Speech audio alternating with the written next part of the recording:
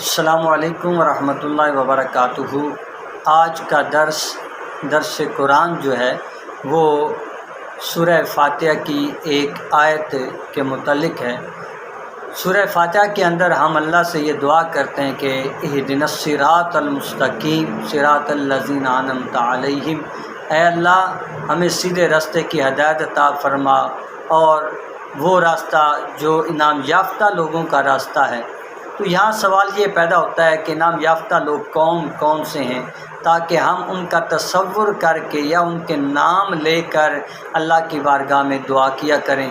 تو آئیے ہم یہ پوچھتے ہیں قرآن کریم سے ہی کہ قرآن ہمیں بتائے کہ وہ انعام یافتہ لوگ کون سے۔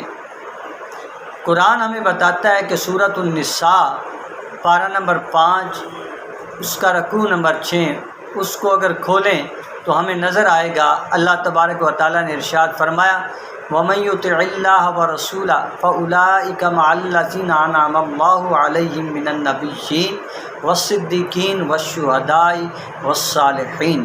اللہ تبارک و تعالیٰ نے فرمایا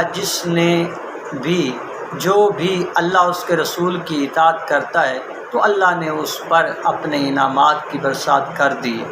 فرمایا وہ 4 قسم کے لوگ ہیں، نمبر 1 انبیاء کرام، نمبر 2 صدیقین، نمبر 3 شہداء، اور نمبر 4 صالحین۔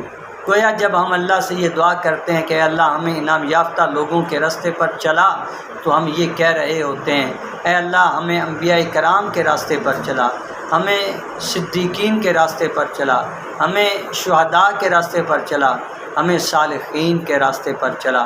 اللہ تعالیٰ ہمیں قرآن کو اسی طرح سمجھتے رہنے اور اس کا پیغام عوام الناس تک پہنچاتے رہنے کی توفیق عطا فرمائے۔